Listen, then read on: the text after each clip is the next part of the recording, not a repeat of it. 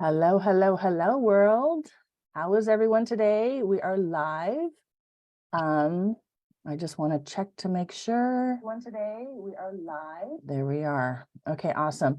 It might take a few minutes for people to join us, but let's get started. I have two of my guests. One of them has an interview.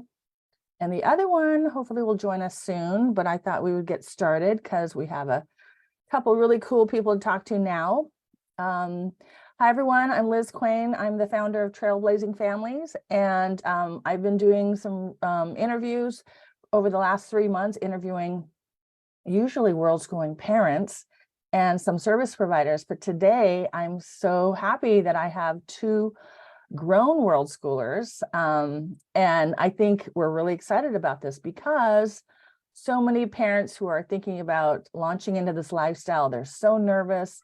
They want the best for their kids and they're worried they're going to totally mess them up by pulling them out of school or whatever they're doing back home. Maybe they're homeschooling at home. They have some great co-op and they don't want to tear them away from their friends and go traveling around the world. I have been accused of dragging my kids around the world for my obsession because I did travel a lot before I had kids. And then once I had kids, we were stationary for a while. But when my twins were 7.5, I heard about this whole, well, a little earlier because it took a while to plan it. But I heard about the whole concept of world schooling and being a digital nomad. And so I thought we would try it.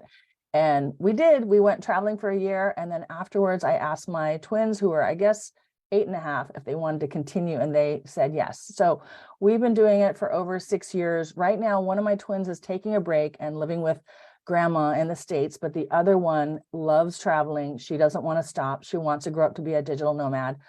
She's become a bit of a digital artist. So not just for my kids, but for other kids, I really wanted to interview some grown world schoolers, kids who are, I guess, adults who are older than mine, to see like how did it go for them. So I'm super happy to have Noah Taylor and Reka, is that how you pronounce it? Kaponay with me. Hello, how are you guys doing?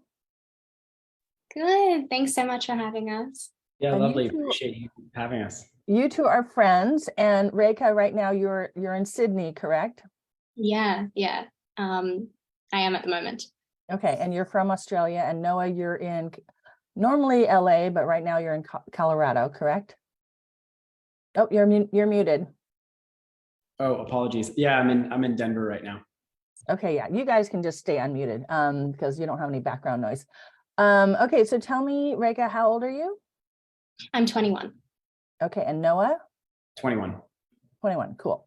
And Ezra should be joining us soon. I think he's 19, and hopefully Parker he's running late because he has an interview today. And I said, of course you have to go to your interview, show up late if you can't. And if they miss it, I'll interview them another time. But Reka, I think we have been in the same city before because I went to the Family Adventure Summit in San Miguel de Allende, Mexico. What was it, 4 years ago? I'm not exactly sure, but I met your parents and we were probably in the same room. You probably don't remember me because there was 400 people there.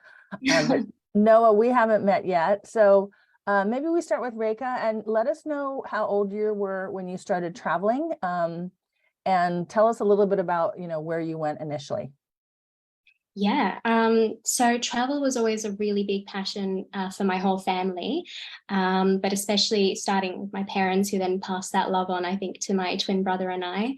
But yeah, so all throughout our childhood, we were doing little trips throughout Australia, kind of getting the lay of the land in our home country. And then that kind of culminated in a really big, like 6-month road trip throughout Australia when we were 10 years old. So I would kind of say that's really the beginning of our world schooling adventure. So we ended up doing a 6-month pretty epic road trip all the way to the red centre of Australia and north, and then down south. We're originally from Victoria, so starting from there.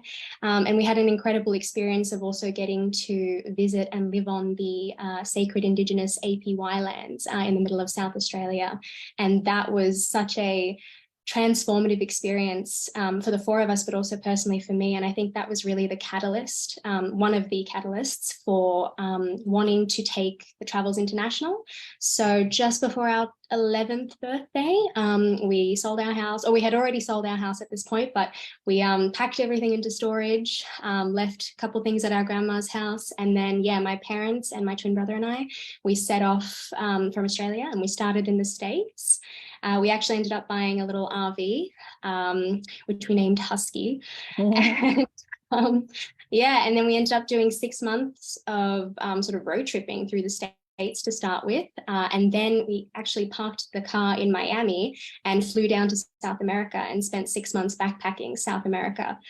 So yeah, this is pretty impactful as an 11-year-old to be able to experience that. And I think, you know, we fell in love with the whole adventure of it even more at that point. And we came back for another 6 months of travel in the States, another 6 months of RVing. And then we sold our RV and headed to Europe.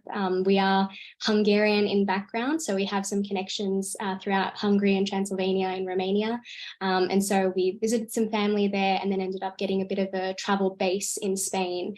We kind of based ourselves out of Spain for 2 or 3 years and then traveled out from there to all sorts of parts of Europe and then back home to Australia at one point. But yeah, pretty much continued in that fashion for nearly 10 years. Amazing. Yeah, so we only came home to Australia just before COVID hit. Oh, wow. Wow. Okay. And then you were locked down there. I didn't realize you're a twin as well. What a cool experience. Awesome. So 10 years of traveling around the world. And we're up to where you are now. So Noah, tell us about your story. You started when you were quite young. Yeah, I think I was about 6, close to 7, when my family decided to kind of like sell everything we had and move into an RV, which, especially being like from like South Carolina, like we were living in South Carolina, had been like raised in Charleston at the time, very kind of like frowned upon, weird, unconventional thing to do, you know, in the South of the United States. So, you know, we moved into it started as, you know, my dad was a project manager working all over the place. And it started as a way to just kind of keep the family together. We never saw my dad, so let's just go wherever he has to go for work. And then we just kept going and just fell in love with it, and just didn't stop. And I mean, we lived in RV for, I mean, forever until I was 12. We just kept traveling and all over the place. And then at about that time, when I was about 13, my family settled back in Charleston. My other 2 siblings were craving some normalcy and wanted to try school. And, you know, later had some different opinions about that. But, you know, my parents were kind enough to give everybody the chance to like, experience it. And these siblings are older or younger than you? Younger. I have a sister and a brother. Okay, cool. All right. So, and you guys traveled around, you said North and South America mostly. Yeah. Okay. And was that because your dad's job, he needed to be in that time zone? Yeah, it was just, we were going wherever his projects were based. Okay. Wherever he was working was just kind of where we picked up and went, and then, you know, would adventure from there. Awesome. So we did that until I was about 13. And then when my family settled down and I was still craving a way to go travel, but obviously at that age, kind of difficult to go out on your own, had found what Lainey and Miro run, which is Project Worldschool. And they kind of became like a second family to me for several years. And even when we weren't doing Project Worldschool, spent a lot of time with them and traveling, and through them ended up meeting a lot of friends who then we would end up go traveling together. And, you know, once you hit 15, you can pretty much get a flight anywhere. So at that point, it was pretty, you know, easy to, you know, youth hostel it your way around the world and travel. Yeah, 18, because I am putting, hopefully my internet is not bad. Sorry, my internet might go in and out, but my 14-year-old is, I'm putting her on a flight by herself from Frankfurt to Seattle because I'm going to be speaking at a Digital Nomad Summit in Bulgaria. And, you know, I've had my other one have a little flight in the US, but this is an international flight. So I always wondered about that. And I do have a friend who started traveling, visiting family when she was 16 by herself, you know, in Germany. But 15, wow, that still seems so young though. That's amazing that you were able to travel around at that age and have the maturity to do that. You know, I won't lie. Part of it was in thanks to some flight attendants who, when I told them my age, went, Pretty sure I misheard you. What's your age again? Wow. Yeah. I mean, by that time you've traveled a lot with your parents, but still it might be a little scary. That's Yeah. amazing. What a great story. So let's talk about how you guys were learning while you traveled. Did your parents homeschool you? Did they have a curriculum for you that either that they put together or they purchase a curriculum? Did you unschool? Did you ever go to any local schools? Did you ever hire any tutors? How did you guys learn over these years? Reka, you want to go first? Yeah, sure. So I guess I and my brother and I did go to a traditional school up until grade 2, which here in Australia is like when you're 7 years old. Yeah, 6.5, 7, I believe. But then from that point, my parents decided to pull us out of school. They kind of tell the story as they had an epiphany. My mum was like driving us to school in like chock-a-block traffic and like really stressed about getting us on time to get there. And yeah, and she kind of just had a moment where she was like, what am I doing? I'm like racing to give my kids away to someone else who's going to teach them sort of their perspective and their values, which is, you know, there's no harm in having different perspective. In fact, that's something that makes the learning experience the richest. But just away from us and not as a family unit. And so for them, that was kind of a very that was something that didn't sit well for them. And so they kind of had a whole change of our whole lifestyle kind of changed at that point, with my parents both changing their work and starting their own business. And then my brother and I started being homeschooled. So then for about 2 years before we started traveling, we kind of did the homeschool life here in Melbourne. And I think, so we did have a sort of homeschool group community that we were a part of. So lots of friends, lots of sort of group activities we got to do, like pottery and like paleontology and like lots of different sort of fun activities, like hiking. You know, we always loved to be outdoors as a family as well, so we're always doing that. But we did have a curriculum for about a week. It lasted that long. So honestly, our homeschooling was very sort of free of structure. I loved to read always as a kid, so the library was our second home. We were like there every day. And then that kind of carried on. So when we started traveling around the States, we actually planned a lot of our travel from like library to library, so that my parents could kind of make use of the Wi-Fi sometimes within the libraries to work. And yeah, my brother and I would just spend sometimes like 7-8 hours in the library just like reading. For me, that was heaven. And my brother enjoyed it too. Sometimes he would go to like the DVD section and watch a movie instead. But you know, yeah, it was a really fun little experience. And then mainly the way we started was at world schooling, was learning from the people, places, cultures, languages that we were immersed in. Yeah, we went to every museum throughout Europe that we could get to. I'm a history fiend, so I love castles, forts, like anything ancient, I'm there. And then in the States, like the national park system is amazing for learning and really inclusive with kids. It's so amazing. So that was a big part of how we learned. And then yeah, just the people we met and like the experiences we had with locals and the culture. And with the first couple of years, we did travel a bit fast for our liking. But then once we kind of found a rhythm, we did more slow travel, which was immersing ourselves in a place and then making friends and getting the chance to really learn the language and be a part of the culture. And so, yeah, I would say that was my main teacher for my life, I guess, or at least my life throughout the traditional schooling period. Okay, so just through experiences basically, and just reading lots and lots of books. That's amazing. Experiential learning, definitely. Okay, did you or your parents make you keep up with math at all, or? They did not. There was about a phase where my brother and I we did this like extracurricular sort of program that's available. I think it's available around the world actually, called Kumon, which is it's specifically like geared towards either maths or English, mathematics and English. And we continued that for a little while, but then we kind of stepped away, and there were a couple of years where like we didn't really get into sort of too much maths, but then we did. Then there was, when we got to Spain, there was like 2 years when my brother and I were super interested in like geometry and history, as in like, and maths and science. And so everything like that is available online in so many amazing different capacities. And yeah, so we kind of just attacked Cool. it in that way. Okay, But cool. Yeah, that's why I tell people like relax, depending on what your kids want to do. If they want to go to university, they may have to fulfill some prerequisites and therefore do math. If they're, if you're an artist or whatever, you may not need to do it, but to get into university, you may, but it will come when the interest is there. So Noah, tell us about your education journey. Yeah, I would say that my siblings and I were unschooled, but I think the term that better describes it would be experiential learning. Okay. My mother did a phenomenal job facilitating an environment of constant learning. That was never a textbook ever in my life. We did actually have textbooks. Is just kind of a funny thing. We did have textbooks for if neighbors or somebody like got upset that we weren't in school, she would whip out the fake textbooks and we would pretend to study for 5 minutes till they went away. It's like a vivid childhood memory, like the fake Thank you so much for these. Yeah, exactly. But we always traveling, it was always open a map and like, okay, what nearby is there to learn about?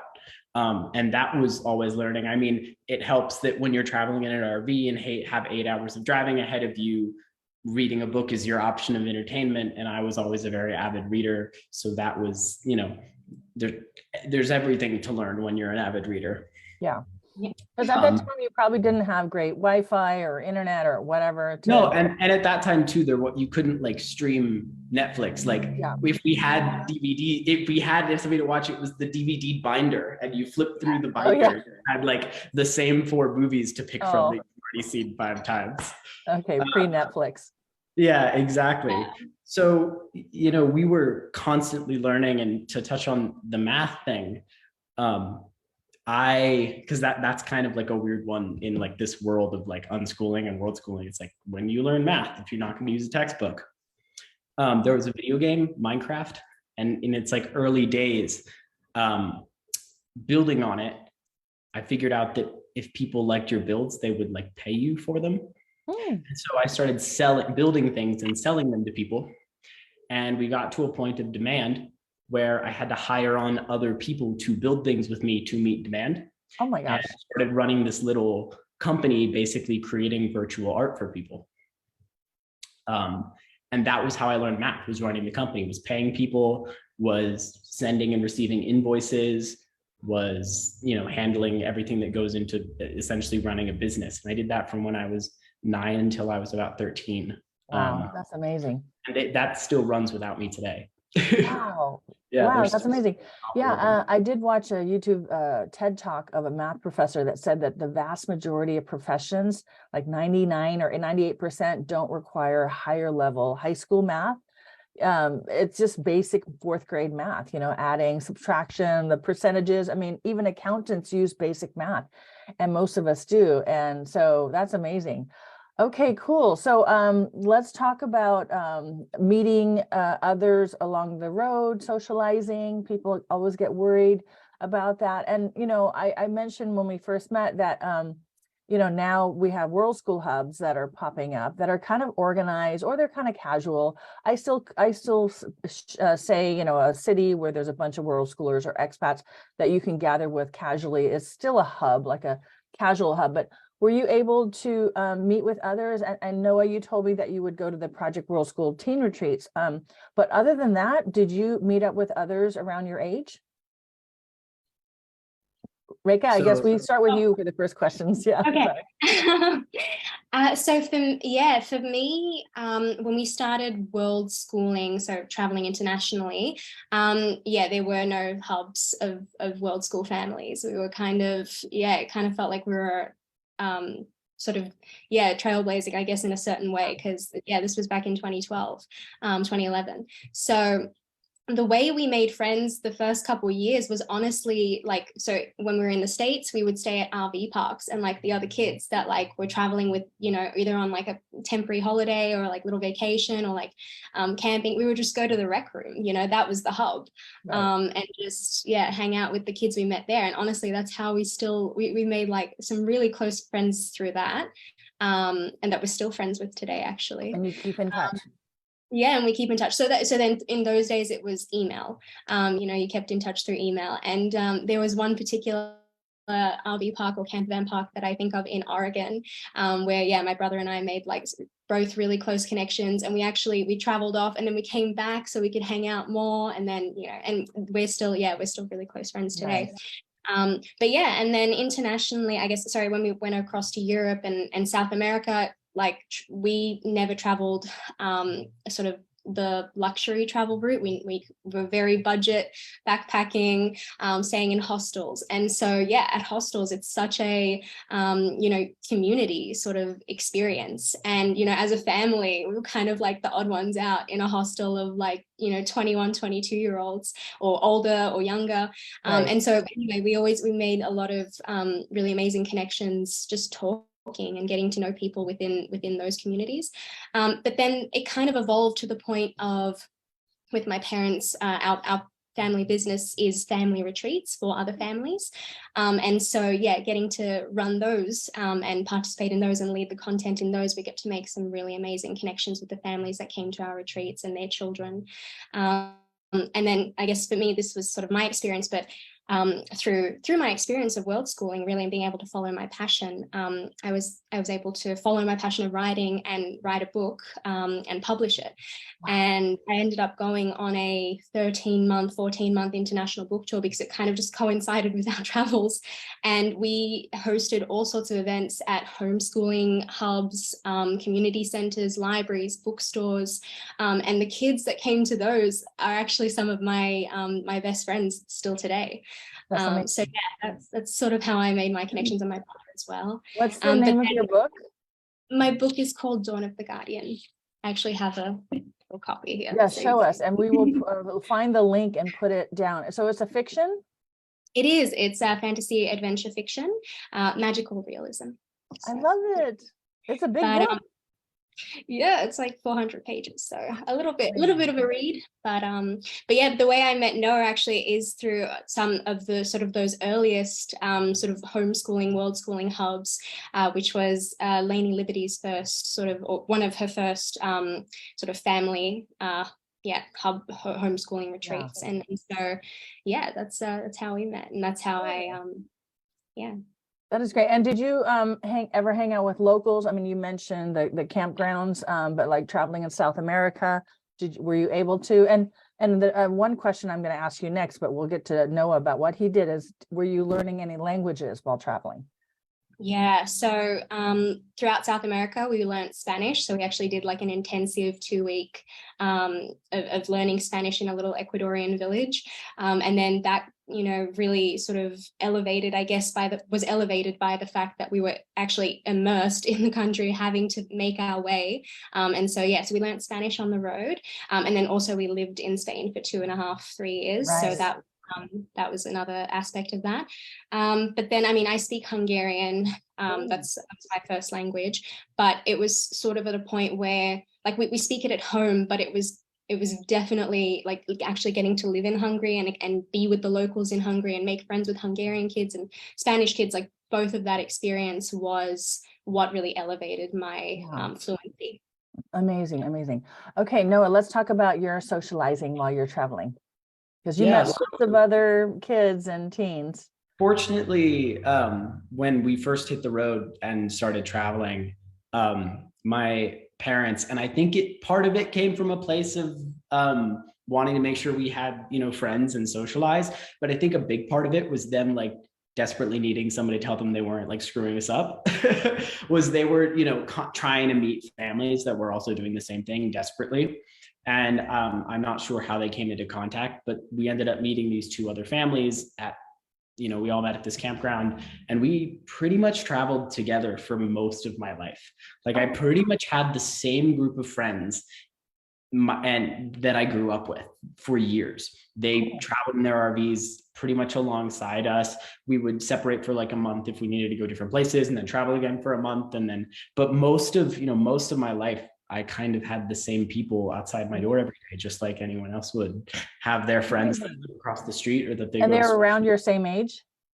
And they all happen to be around my same age. Yeah. Okay. We called ourselves the village, and we just kind of went everywhere together. Love it. I'm still super close with a lot of them too.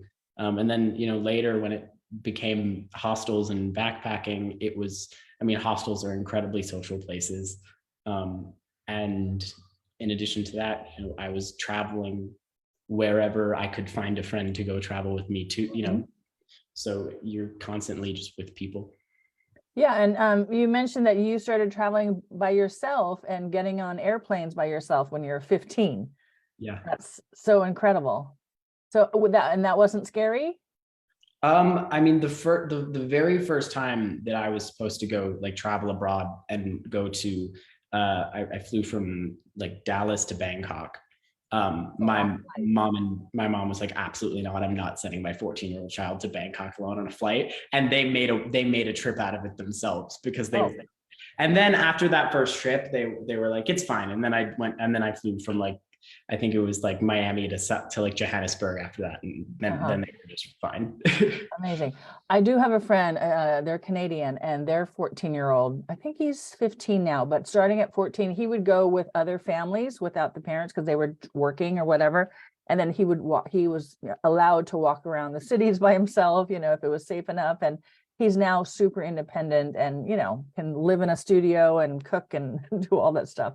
That's amazing. So Noah, did you learn any languages while traveling? I would hesitate to say that I ever learned a language while traveling. Okay. Languages are definitely not my strong suit, but also I never really lived in one place long enough, I think, to fully immerse myself in a language. I mean, normally the longest that I was somewhere was 2 or 3 months at the very most of my travels. And even that was kind of a long time to be somewhere for me. So I don't really know if I gave myself the chance. Sure. And I guess I never felt like there was a massive barrier, and anywhere I went with the language, there's sort of just a human thread of communication that you don't need languages for. Right. Yeah. Okay, let's talk about whether or not you guys attended university, because it seems like you've both kind of launched into your careers without needing it, right? Reka, did you go to any formal school? No, I didn't. I was kind of at the stage where I guess the age of applying to university when my book actually so it was published and then it got picked up by another publisher and then I signed a 3-book contract. So it kind of didn't make sense for me at that point to go to university. And yeah, and with my role within my family business too of like content creator and sort of and presenting at our family retreats, it sort of, I would honestly say it just didn't make sense at that time. Now that's not to say I won't ever go, but to be perfectly honest, I didn't need it to sort of to begin the career that I was really passionate about. And you feel you're at a point now at 21, you're making enough money with writing that you don't need to get trained into any other thing, right? I mean, not for that purpose. Absolutely not. Yeah. And are your parents still running the family retreats? Yeah, absolutely. So we had a bit of a blip with COVID. Obviously, I think everyone's businesses took a bit of a knock. But yeah, we're actually getting back into hosting in-person retreats this year. So hopefully, we'd love to put the link in our comments. That would be awesome. Okay, and then Noah, we haven't talked about what you're doing. You're a music producer. I mean, amazing. So how did you get to do that? And did you need to go to any formal school? Yeah, so I started sort of early on when I was like 13, was writing music and loved it, and had the foresight to know that I wasn't capable yet and needed to find somebody who could work with. And I ended up finding a really amazing mentor in this producer that I really looked up to named Avery Bizdick. And so actually in and out of my travels, because I was, you know, my family was based in Charleston. You can't fly anywhere out of Charleston. You have to go through JFK. And so I would end up on my way out and on my way in, stopping in Long Island and working with this producer and sort of assisting, and kind of became his mentee for many years, which is sort of how I got my foot in the door, ended up falling in love with the engineering side way more than I loved the artist side, and ended up doing that for years and years. And again, ended up not going to university, was getting a lot of work through, you know, just engineering and word of mouth. And then kind of at the point in life where that might have been something to look at, I had started a band and we had gotten signed to a record label and management, and they had moved us to Los Angeles. And so they just, life was Amazing. handled and moved and Amazing. yeah. Are you playing any instruments or are you singing? What are you doing in your band? I play bass. Oh, cool. And so it's not like you're traveling around the world with a bass guitar. No, bass is a more recent thing. At the time, I was just producing the records. Yeah. That is so cool. That is so awesome. There is a gal who's in LA. Her name is Heavenly. I'm friends with her mom. I was trying to get her on here too.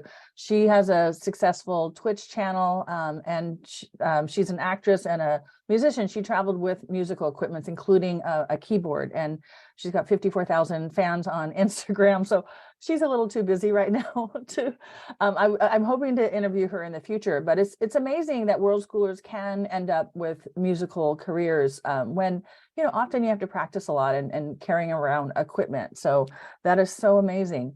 Let's talk about what your siblings are up to. Reika, what's your twin brother up to? So prior to COVID, my brother, so he's always been like the research engine of our family. With all of our travels, he like researched everything. He helped plan everything with my mum, but he was really sort of the driving force behind a lot of the logistics of our family and family travels. And so it got to a point where a lot of the people we were meeting along our travels who were asking us these questions, like, how long do you spend in one place? How much money do you spend here? And all those things, like he had all the answers, and they were kind of like, well, you know, you have a lot of knowledge in this sort of sphere. You should start a business or some sort of something in that aspect. And that's actually what he did. He started his own travel concierge business where he was booking, planning other people's travels, but not just sort of their flights, but also really immersive cultural experiences that we'd had the chance to experience, but also to really to be able to facilitate an experience that wasn't just from A to B, but just really a transformative experience. And so that was Destination Travel, his business. But then, of course, with COVID, that unfortunately took quite a hit. And so it's, I think, on hiatus for now. And at the moment, he's really a big part of our family business, family retreat. So yeah, we all work on that as the four of us, like my mom, dad, brother, and I. We all have roles within the business. So that's what we're up to at the moment. Well, if he has a website, we can put the link down there. Maybe some of the people watching might want to hire his services. That is awesome. And Noah, what are your younger siblings up to? I mean, they're a bit younger, so maybe haven't really launched yet. I mean, not particularly younger. I mean, my sister, who is adopted, is actually my age. She's 21 as well. And then my younger brother is only 8 months younger than me. Oh, wow. So we're Irish twins. So it's not a massive gap there. He's a competitive gymnast, and he's actually in college on the gymnastics team. My family moved to Colorado for him to do gymnastics. He's been a competitive gymnast like most of his life now, like since he was 12.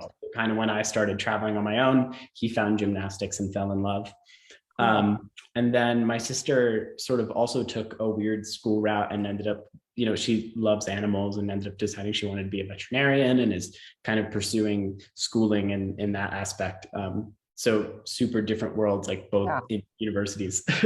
And they kind of went back to the traditional school system to do that. My sister's online, but yeah, my brother goes to, you know, college here in Boulder and, you know, proper school. And awesome. Let's talk about some of your friends. What are other world schoolers up to nowadays, if you don't mind sharing? Because people are so curious. You know, Ezra, who's, I don't know what happened with him today. He's training to be a commercial pilot. And Parker, he said he was going to be late today if he shows up at all. He's, I guess, a stuntman in Atlanta. I guess in Atlanta, that's where a lot of the production work is doing. So he's super athletic. Wow. What's that? That's a really cool job. I want that job. Yeah. And his dad, Greg Denning, is super athletic, and he kind of made them like, let's trek up to base camp, you know, Everest. Like they always do these crazy outdoor physical feat adventures. So I'm guessing that's where Parker got it. But what are some of your other friends up to? A lot of my so I have a few like really good world schooling friends, but honestly, the majority of my friends aren't actually in the world schooling hemisphere. Like besides Noah and a handful, Okay. Yeah, actually, a lot of them are in the traditional schooling system or have jobs, or yeah, they didn't go through sort of the avenue that I went through. Okay, got it. Yeah. All right. I've Noah, do you have you probably have a few other world schooling I, friends? I definitely have a few. None of them do anything similar to each other. I feel like generally when I talk, they're always doing some kind of new exciting things. But I'll say whatever any of them are doing, they're always doing it at a unusually high level, and they're all extremely capable, communicative, human beings in whatever they end up doing. And I'm always like, wow, you got there fast. Wow. Yeah, that's true. Whenever you hang out with, I will say, whenever you hang out with world schoolers, and when I do get the chance to be with my world schooling friends, that is the overwhelming sense that I glean. It's just how capable every single one of them are. And I think from a life of being exposed to so many different perspectives and so many different aspects of life at such a young age, I think it's really pushed a lot of us to be independent and flexible and very curious about the world in very many ways. And I think that always is expressed through whatever they're doing in life, but it be, adventuring outdoors, or whether it's within something like a career, but it's always something pretty special. Do you I'll feel that say, yeah, go ahead, Noah. Harvey, I was just going to say, I think that capability isn't just capability. I think it's the ability to seek out a resource and a piece of information instead of having it given to you, right? Yeah. Because when you're not in a classroom environment every day, there's not a book being set in front of you, you're not being told this is what you're learning. You're constantly seeking out the thing that's going to get you to where you want to be. That's life. Like, you seek out the knowledge that's going to get you to the place you want to be. Yeah. And I think that's a really valuable skill for any company, for anyone. It's just, I'm going to go figure out what I need to know and make it happen. Yeah, I guess I would call it resourcefulness. And I mean, I think a lot of world schoolers either 100% unschool or self-direct their learning with their parents helping, or a combination of homeschooling and unschooling. And I think that's a big difference that I see is, the traditional school system is the teacher, there's a curriculum, they're telling you what to learn. They're telling you, you're memorizing a bunch of stuff and taking tests and stuff. And there's a lot of anxiety with taking tests, a lot of pressure. You just hear a lot of teens in the States dealing with that anxiety, depression, like the stress of trying to get good marks and be able to go to university. And you guys don't have that pressure. You have more freedom to learn what you're interested in. Do you think that helped you a lot with who you are today? I mean, absolutely, in very many ways. But also I would say, I think we were pressured in other ways. So I think we were exposed to a lot of things that kids our age at that time were definitely not being exposed to, or at least the majority were not being exposed to. I think, so for me personally, it was being exposed to our financial situation, being exposed to really the logistics of how we were trying to make this work. Like, it was not roses and sunshines. Like, it was a challenge. Oh yeah. And the four of us as a family, we had to really commit to choosing this sort of lifestyle every single day, because otherwise it would not have worked, and it would not have lasted. Wow. So yeah, I think for us, I think that was something that I really appreciated through the life that I was able to experience. That sort of pressure and that sort of growth and evolution has, shaped me as who I am today. And that's something I don't ever regret or want to take back. Yeah. But yeah, I would say that there's a lot of like different aspects that come with a world schooling lifestyle that have similar stresses and similar challenges to face. But it is perspective. And so it's choosing how to make the best of that situation. And especially in a lifestyle like this, where a lot of it is being flexible and being able to go with the flow while finding your feet. That's life skills that, yes. That will definitely. Because you're dealing with real life issues, not just theoretical things and learning. I just wanted to read some of the comments. People are saying very cool, amazing young adults, awesome. I can't wait to watch the video again with my 15-year-old son, Noah. Capable, curious, courageous. And then Aurora, she's a teacher. She says, yes, I'm currently subbing 4th and 5th graders, and I feel sorry for how robotic they are turning the kids. She also said resourcefulness is another intelligence that people don't talk about. That's amazing. So let's talk about more of the, I guess, the challenges. You're mentioning some of them. What were some of the cons, I guess, of this lifestyle? I'm guessing being far away from people you care about, that might be one of them. What are some other challenges that you had versus living a traditional lifestyle? Yeah. You definitely touched on one of them, being away from family. So obviously we were together as the four of us, but yeah, we left behind grandparents and cousins, aunts and uncles, you know, who we were quite close to. And so that was a difficulty. We managed to sort of find a way through it in the sense that our grandparents did come and visit us along the road and travel with us at certain points. So especially my mum's mum, she came almost every year to see us and Nice. travel with us. So that was amazing. But yeah, I think sort of that community aspect is something that can be missed. I personally didn't struggle with it as much as my brother did, who I know missed sometimes that constant community aspect. For me, I think it made me appreciate the time that I spent in a community all that more when we did get that opportunity. Right. But yeah, I think overall, like a really big challenge that I remember is just like there's so much uncertainty that does go into a lifestyle like this. And it's something that, you know, I guess in our society these days, like the unknown is something that is always scary or to be feared. And I definitely felt like that as an 11-year-old starting out, like, oh my gosh, you know, not having the answers to things. And it took like many years to get to the point where like I had some sense of comfortability with the uncomfortable, you know, like being uncomfortable became my new comfortable.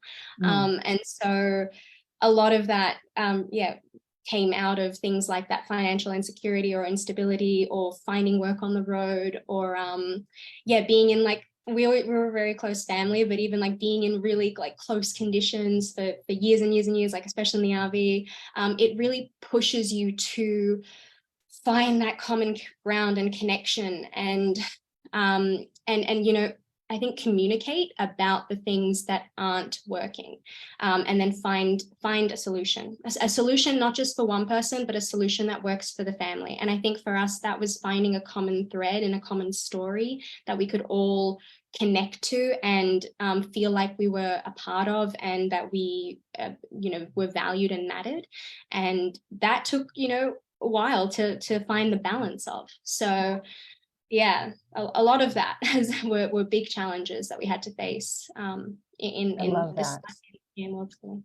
Yeah, I interviewed a mom named Colleen Mariotti, and if anyone's watching, try to find her video on my YouTube channel. And they have regular family meetings, and she says they don't really run it as a democracy because like everyone in the family needs to be on the same page, and it takes a while to kind of churn through their conversations to get to that point where they're all okay with whatever they decide to do. And it's not easy to do, but it takes a lot of communication, and that's such an important skill, you know, that I don't know if people are learning in the traditional school system, because it's more of a dictatorship, you know, like you do what the teacher says or whatever. So Noah, what have been challenges for you in this lifestyle?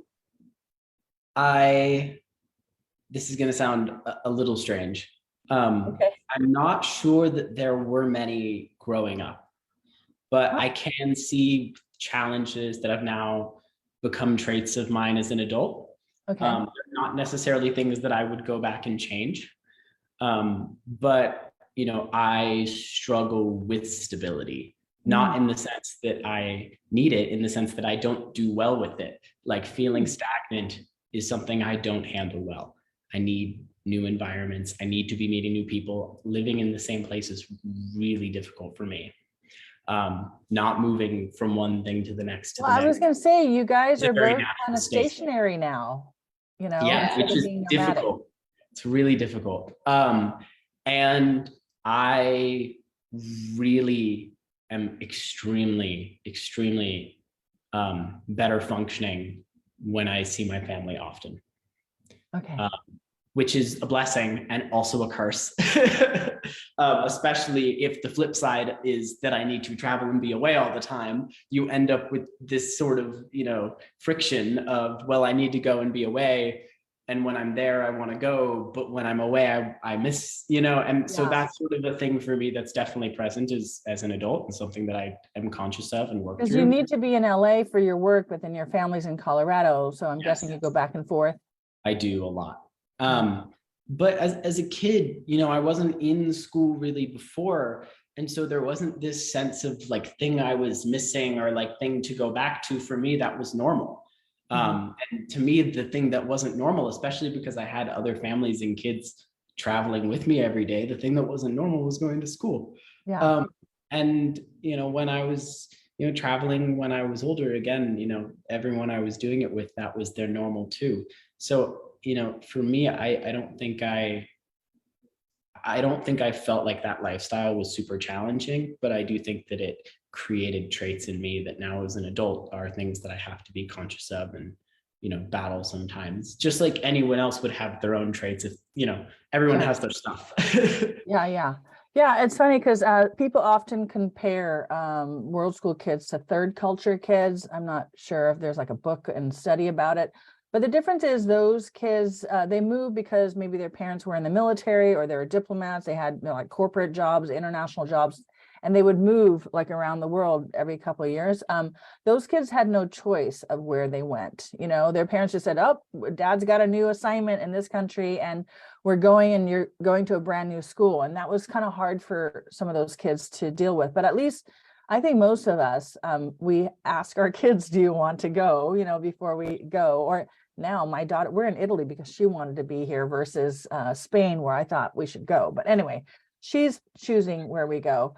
But yeah, this is such interesting, again, because you're several years ahead of my kids. And, one of my kids was watching the Netflix stuff and romanticizing school. And so she asked to try school. And now, so they're twins, and we're doing this interesting twin experiment where one of them is traveling with me, the other one is living with grandma right now. I'm a solo parent, so grandma's kind of been the second mom.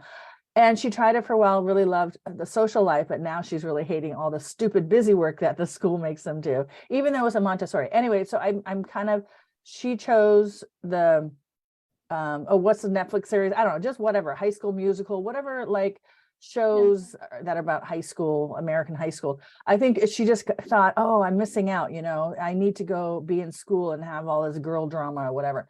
But she's doing it, and now she's realizing it's silly, and I let her have that choice. And then now I'm hoping at the end of the school year, she wants to start traveling with us again. So we shall see. But I'm hoping people watching can start asking some questions before we wrap up. I guess the last couple of questions I have, and actually my daughter asked her, what should I ask them?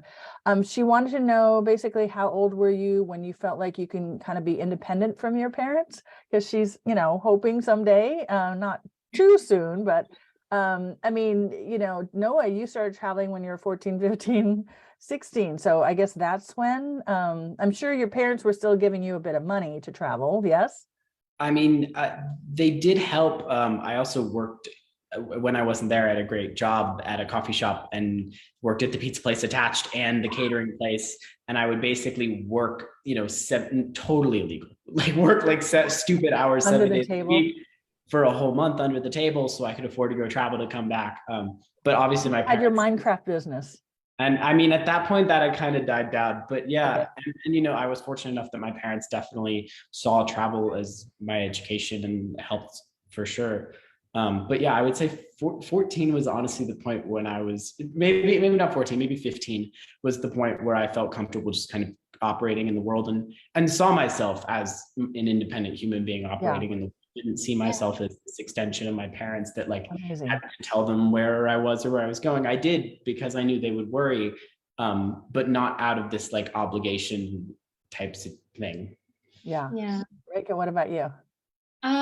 Yeah, honestly, something that strikes me now, sort of in hindsight with my family, is my parents were always very like, they wanted my brother and I to be extremely involved with our process, to the point where it almost was independence at a very young age. Like before we started traveling as well, the decisions were kind of up to my brother and I. Like we were very included in all the important like adult discussions that happened. And so I think that kind of resonated somehow in my psyche to the point where I always felt like I was able to go and do what I wanted to do, and sort of explore my own curiosities. And I kind of think that manifested in me writing. So the first draft of my book I wrote when I was 12.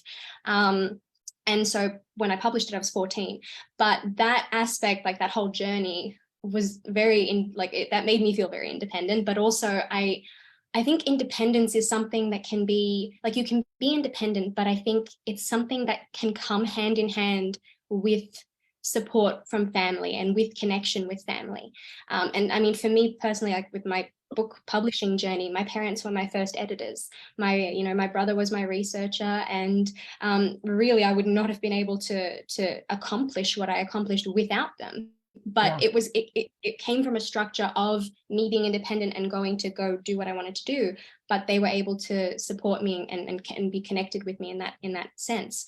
I think that sort of followed throughout our teen years. My brother and I were able to sort of explore, like we always loved spending time together, so it never felt like I had to get away to be independent. Sure.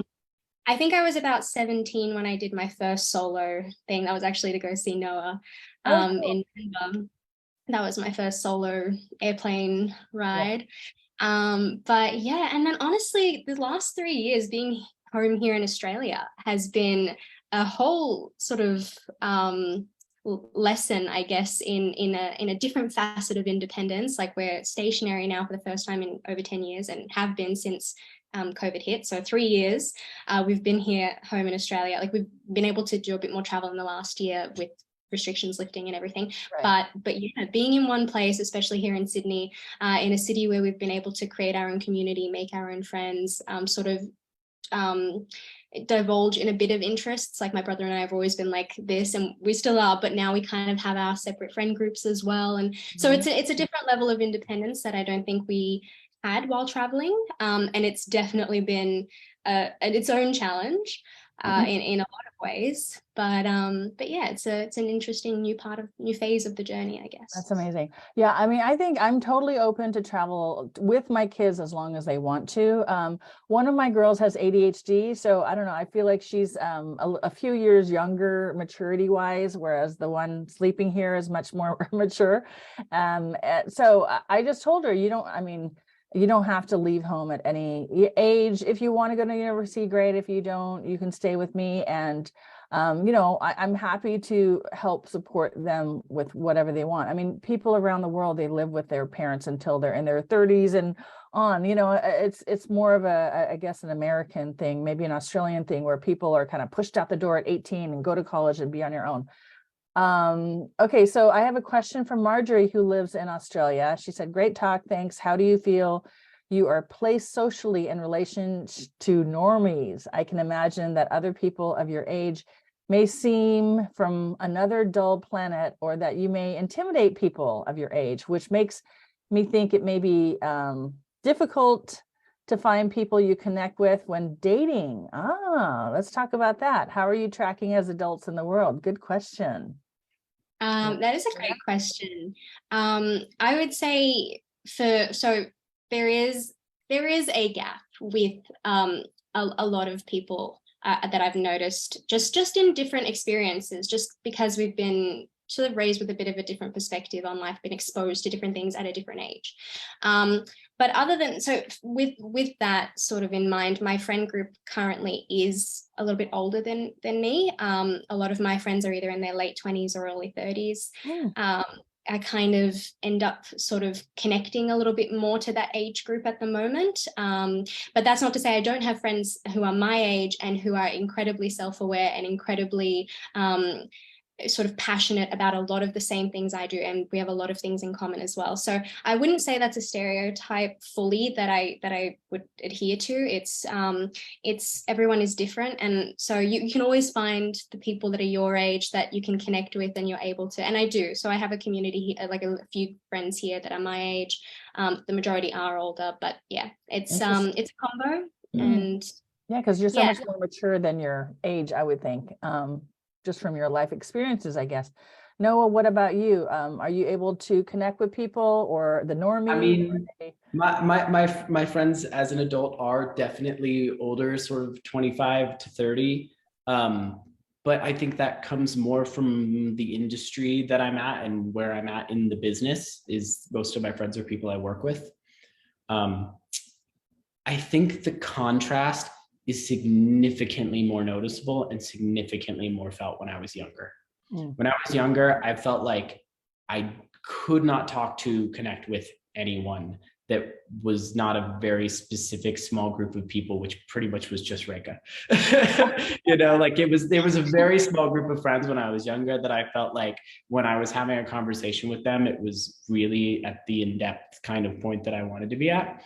But honestly, pretty much from the moment I turned 18, like everybody kind of just ends up in a pretty similar spot. I definitely don't feel that operating in the world when I meet other, you know, early 20-year-olds that there's this massive gap. And if I do feel that there's a massive gap, it's a personality thing. It's not like a how, you know, it's a how you were brought up thing, but not a school related thing in terms of gap. But it was something I felt massively when I was, you know, 15, 16. But nowadays is, you know, not something I really run into. Yeah, that's really interesting. Yeah, when we go home back to the States, my Gabby, she doesn't want to bother with getting, you know, friends with her sister's school friends because they're like, oh, they're boring, you know, like I don't know, she just can't really relate with them. She doesn't think they're very exciting. Okay, well, sorry, Reka? Sorry, oh no, I was gonna say it's fun also when you meet grown homeschoolers. So I've met a few like grown homeschoolers here in Sydney, and sort of the connection you kind of sort of have instantly almost because you're like, Yes. oh, I know what you went through, and Exactly. so do you. Yeah. Exactly. Yeah, so my last question is, what advice would you have to world school families with kids who are thinking about doing this lifestyle? They're a little nervous and worried. What advice would you have them for them in launching into this lifestyle? Like, do it or don't do it, or what would you advise them to do? Oh, well, if it's a question of do it or don't do it, I would say definitely do it. Okay. I think also though it is, you have to take into account like everyone's needs. So that's something that I would then say is like the next really important rung to sort of understand is communication. So I would say if you're choosing this sort of lifestyle, you need to be able to communicate really well with each other and continually do so. I think also you just have to understand that it's going to be tough at times, just as much as it's going to be fun and interesting and amazing, because you'll be in amazing locations. But yeah, it's still, you're still a family and you still have all the challenges that come along with that.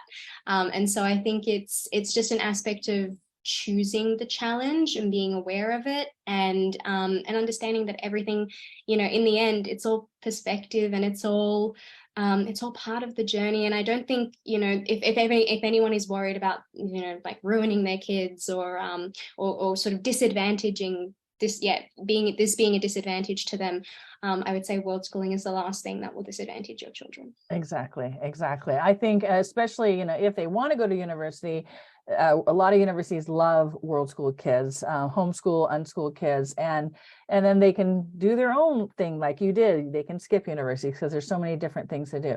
Noah, what advice would you have to families who are thinking about launching into this lifestyle? I suppose I would have two thoughts. The first one is, and this is probably my main kind of thought, if you're going to do it, truly do it. I saw so many other families when we were going out on a hike, when we were going to play football with some locals, when we were going to, you know, go have an experience, they had their heads in a book. Not like a fun, nice book we're learning from, but like they're learning how to add and subtract. They're reading about the history of the area instead of literally going to the place in the area that's up the road. Yeah. Like if you're gonna do it, don't sit for 8 hours and do school and then go do it. Like just go live. Like go experience it while it's in front of you. In real life. Yeah. And the second thing that I would say, I've forgotten, which means that it wasn't that important. Well, the two of you are so amazing, so eloquent, and again, great, mature communicators, just so inspirational to us. And again, my program is called Trailblazing Families, and you guys were the original trailblazers, your families. I mean, because you started years ago. I mean, my kids and I have been traveling for about 6 years, and you started way before that. So thank you so much for sharing your information. I will have to track down Ezra and Parker and have them come back another day, because hopefully Parker's interview is going well and he got that new stunt job and I don't know what happened to Ezra, but thank you. I really appreciate both of your time. And this was really fun. I'm going to go back to sleep pretty soon, but Rekha, I think you're in my Facebook group. If you could try to post the links of like your book and your family retreats and, you know, whatever your brother's thing, if you want to. Noah, if I don't know if you're in the group, but also, like, if people want to follow your whatever you're doing, I'm guessing Instagram, yes, is a good place to probably the best place to keep yeah, so we'll put your Instagram handles below. Oh, last question, like, what do you guys have planned in the near future? Just stay where you are and continue building your careers, or any travel? Maybe Noah, your band will start touring someday. You could travel again. What plans do you guys have? I would love to travel again. Right now, it pretty much Los Angeles is like, you know, Colorado is about as much travel as I get nowadays. Okay. Being in the industry, you don't have a lot of options to be anywhere than Los Angeles. And I started a artist development management company about 6 months ago, which has sort of become my full-time primary focus. So, you know, especially doing that, I have to be in Los Angeles, you know, Okay, all the awesome. Rekha, what about you? Sydney for the moment, just as we ramp some things up with the family retreats, plus a family membership site that we're launching. So that's kind of the focus for the moment. Also, while I'm writing, so yeah, my book is getting like a 2nd edition republished, so I'm working on that and the sequel. So kind of good to be in one spot for now, but then we're looking hopefully at Northern Hemisphere summer, late summer over there, to be able to head over to Europe and perhaps even Mexico and the States. Cool. Okay, please post the links in the comments to this chat. You're in the group. And yeah, wow, that was a great discussion, guys. And I wish you the best, and we hope we can meet you guys in real life someday. Such an inspiration to my daughter. I'm going to have her watch as soon as she wakes up. Thank you, Liz. Appreciate it. Thanks so much for having us. Hey, thanks for watching. This is Lizz Quain with Trailblazing Families. My twins and I have been traveling and world schooling for over 6 years, and I'm happy to share about our experiences. Make sure to check out the other videos on this channel. I do have a playlist of all the other interviews of other world schooling families and service providers. We're all happy to share our information and wisdom about how to best live this world schooling, digital nomad, and family travel lifestyle. If you're new to world schooling and need a bit of help, I do have a super comprehensive 12-week program on how to travel extensively as a family and how to world school, how to educate your kids. There's many different ways to do it. So reach out to me and schedule a no obligation Zoom meeting so we can have a quick chat and see if my program is a good fit for you. Thanks and happy trails.